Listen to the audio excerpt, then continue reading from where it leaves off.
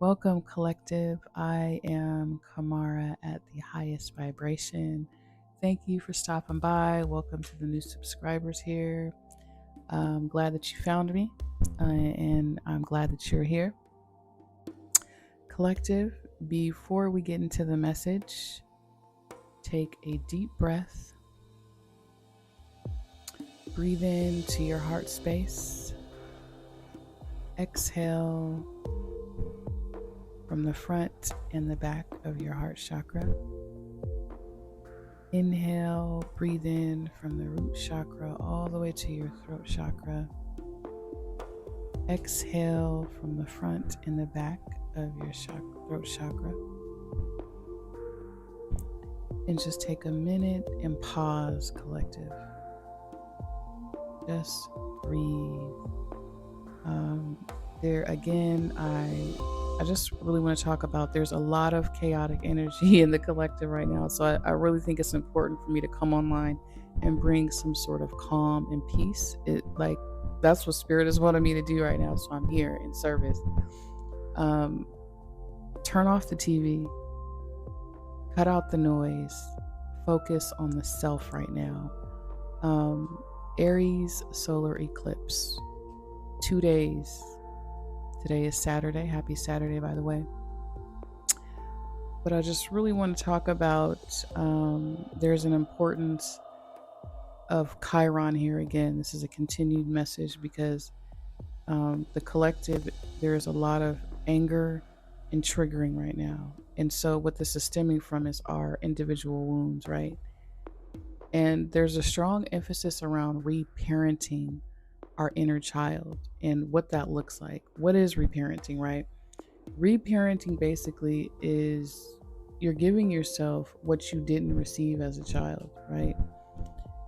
If you were neglected as a child, you didn't receive the love from your parents. Maybe your parents were present in your household, but they just didn't acknowledge you, or maybe you didn't have parents at all, right? And so this is really acknowledging that wounded inner child and identifying what your inner child needs. That's what reparenting yourself basically is. This is basically giving you the opportunity to unlearn all of the unhealthy patterns and behaviors that were acquired during your childhood. I myself, personally, I've been reparenting myself as an adult. I've been through quite the trauma as a child, raised by my grandmother, and I don't want to get into my story right now, but I'm talking about this because I can relate, and I think Chiron wants us to stand up, right? We're not victims, and so I want to be very clear about that. This is Chiron and Aries. This is the warrior, right? But we're not playing a victim here, and part of not being a victim is actually being self-actualized, right? Stepping into that self-autonomy and that sovereignty of who you are as the individual, Aries, and initiating this healing process, right? To having the courage and the bravery to say, hey, I'm going to face these wounds. I'm going to face myself in my darkness, because that is the only way, by acknowledging this, is that I can heal these wounds, right? Oftentimes, as we are triggered with these inner child wounds, we don't realize that these wounds it's almost like they become a tumor, right? Even if it was maybe one single traumatic event or a series of events, but the older you get into your adulthood, if you didn't actually heal these wounds, we internalize them, and then they start to bleed out in our personal relationships. And again, you guys, with Chiron in the midst of this, because that is what I'm focused on right now, also want to point out that I am focused on healthy ways of releasing this Aries energy and anger, right? So I want to be very clear, because the video I posted yesterday, I don't want anyone to misinterpret what I said. I'm talking about healthy ways to actually transmute this chaotic energy. I'm not talking about going out and beating people up or cussing people out to get the energy out. No. The disclaimer here, I am telling you healthy ways to transmute these energies right now, right? And I just really think it's very important if I'm going to be in service to the collective, to do that, right? Because a lot of people are trying to capitalize off this energy and putting so much fear, though, in the collective right now. And so I just really want to emphasize this message of coming back into your individual self, into your sovereignty right now, and really listen to that inner voice, right? Listen to that inner guide, and not so much of what other people are telling you to do or trying to scare you and fear tactics and all that. These are ways to take your energy from you and to take your power away from you. So do be very mindful, collective, with that. But I want to get back into reparenting your inner child and this chironic wound that I think we owe it to ourselves, collective, to actually do this for ourselves, right? And our future selves, and also our future family, our future children, whatever, if you have a family or if you plan on having kids or you have kids now, but to actually take the initiative to implement healthy ways of being, and cultivating healthy relationships. So let's talk about the tarot cards that came out: the Tower, Ten of Wands, the Six of Swords, Chariot, Seven of Cups, Ten of Cups, Three of Pentacles, Two of Wands, the Empress.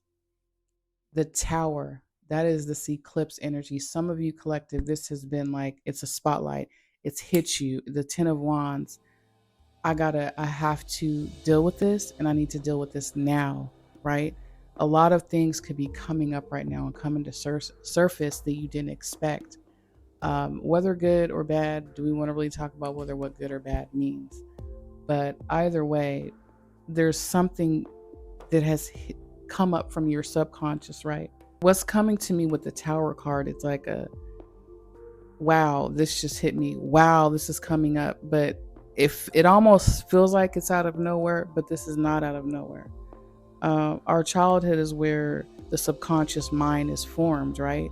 And so some of you guys with the Chiron energy here, it's like, all right, this has to be dealt with again, and it has to be dealt with now. And the beautiful thing about that I see is the Six of Swords moving past this and moving through this confusion, and actually sitting with self, shutting out the noise, and coming to some sort of happiness and creating beautiful or more healthier ways of relating to others and yourself in the relationships. In the Three of Pentacles, Two of Wands, and the Empress, this is coming into that um, divine feminine energy and that motherly energy of nurturing and reparenting yourself. The Empress card here, whether male or female, the divine feminine has been showing up a lot with the cards lately. So there's an emphasis around tapping into that feminine energy. I also want to touch on the Bhagavad Gita cards that I pulled, which is the Success in Yoga, Approaching Guru, and Individuality.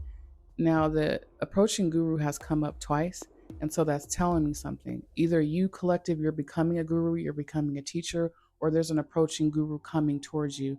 And a lot of you, which is really beautiful with the Individuality card, maybe I'll show this card, take a picture of it, but there's a beautiful light around this Hindu deity, and there's a yellow light around the crown chakra, which means that is enlightenment. A lot of you guys are, if you've come across my channel, you could be in a period of enlightenment, and you are the one that is breaking these generational curses and cycles.